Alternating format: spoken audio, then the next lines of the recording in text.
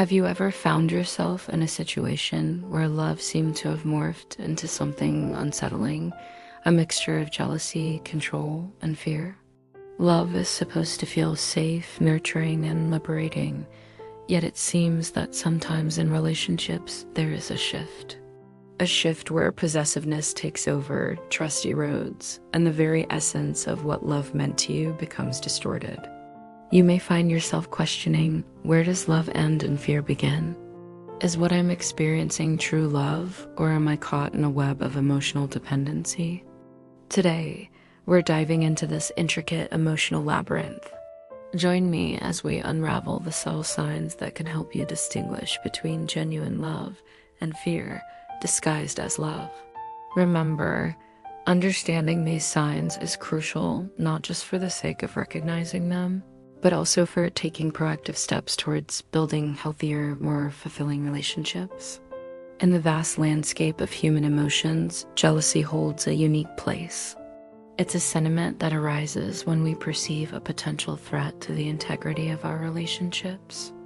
On the surface, jealousy might appear to be a natural response to fear or insecurity. But delving deeper, we discover that its roots often lie in unmet emotional needs within ourselves. Picture this: you're in a committed relationship, and suddenly your partner mentions an ex. Immediately, a surge of negative emotions overwhelms you. You feel a sense of dread, a fear of losing your partner to the past. These feelings, if left unchecked, can quickly escalate into jealousy. However, it's crucial to pause and reflect. Is this jealousy born out of a deep love and concern for your relationship, or is it driven by internal insecurities that need attention? Recognizing this distinction is vital. Acting on jealousy without understanding its source could lead to unnecessary conflicts and misunderstandings, potentially harming your relationship. Yet addressing the underlying causes of jealousy, whether through open communication with your partner or self-reflection and personal growth, can pave the way for a more secure and loving bond. Control, at first glance, it might seem like a positive attribute in a relationship. We might say, I only want what's best for my partner, or I do it because I love them so much. But what if the truth is something different?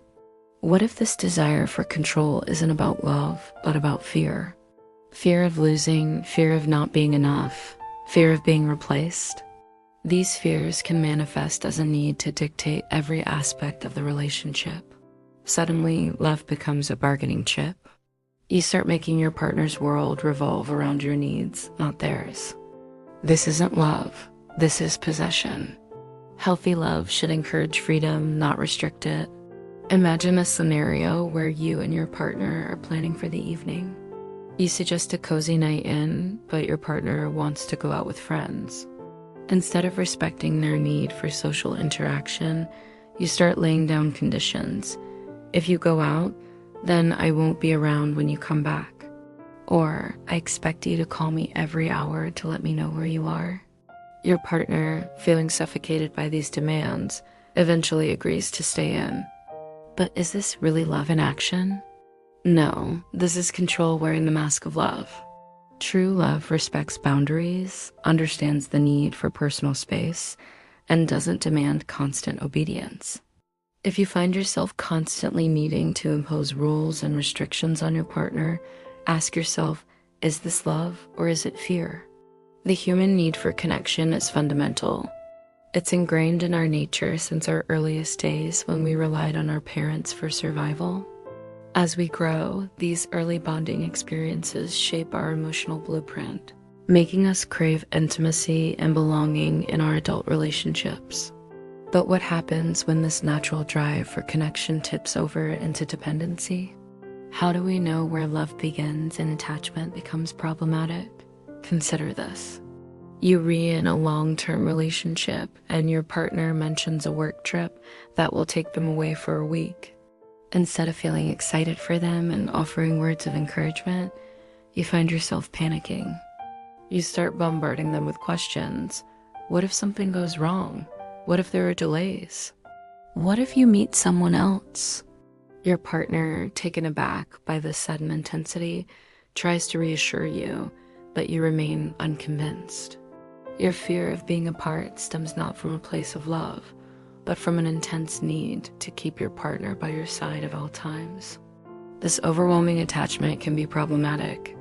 It can morph into a fear of losing your partner, leading to behaviors like excessive clinginess or a refusal to engage in activities separately.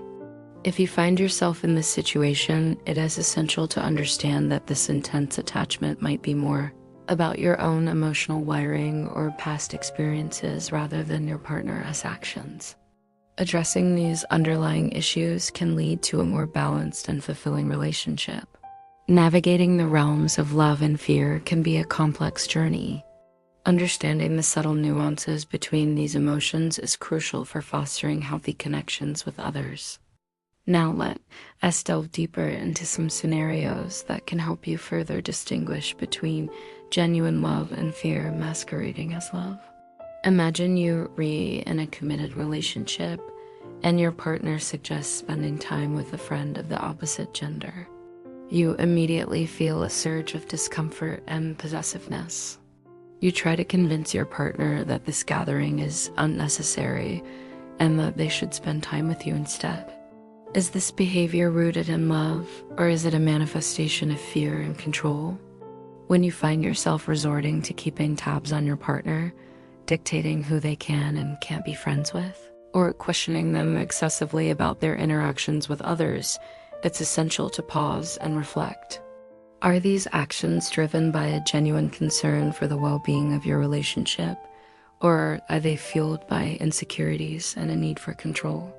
Consider a situation where you're preparing for an important event like a wedding or a job interview. Your partner, eager to support you, offers words of encouragement, shares in your excitement, and helps you practice for the upcoming event. They express how much they admire you and believe in your abilities. In this moment, how do you decipher between their genuine love and support and the natural human instinct to want to be close to their loved one during both the good and bad times? While it's crucial to recognize and appreciate their support, it is equally important to ensure that your own actions aren't driven solely by an attachment that could potentially cause problems later. Maintaining a strong and lasting relationship requires continuous effort and understanding from both sides. By openly communicating your feelings, actively listening to your partner's needs, and continually working to build trust and emotional resilience, you can foster a bond that is rooted in genuine love rather than misguided fear. When love and fear intertwine, it can create a tangled web that often leaves us questioning our feelings. Fear of loss, fear of abandonment, and fear of being alone can easily cloud our judgment, causing us to act in ways that are not aligned with our true selves or the kind of relationship we truly desire. It's crucial to remember that love should be a source of strength, not fear. Love shouldn't make you question your worth. It shouldn't cause you to feel trapped or controlled. And it certainly shouldn't leave you in a constant state of worry and anxiety. So where does this leave us? How do we ensure that our actions are driven by love rather than fear? The answer lies in understanding ourselves better. By delving into our own emotional landscape, confronting our fears head-on, and working towards personal growth, we can pave the way for more authentic and loving relationships. But I want to emphasize that this journey is not about placing blame. It's about collective growth. Both partners need to be willing to understand, communicate effectively, and be ready to make changes. Sometimes professional guidance can be invaluable in this process. A therapist or counselor can provide a safe space for you to explore your feelings and develop healthier coping mechanisms and communication skills. Remember, love is not a battlefield. It's a celebration of life. It's a shared journey. So if you find yourself caught between love and fear, take a step back, breathe, reflect, and choose love. Choose the love that sets you free, that uplifts you, that respects your boundaries, and that cherishes your connection while honoring your individuality. In the tapestry of human emotions, love and fear often dance closely, sometimes blurring the lines between what's right for us. It's a continuous process of understanding ourselves, communicating openly, and choosing love over fear. And remember, you're not alone on this journey. Reach out, connect, and grow together. If this resonates with you, show your support. Share this message with someone who might need to hear it. Together, let's continue to learn, grow, and love more deeply.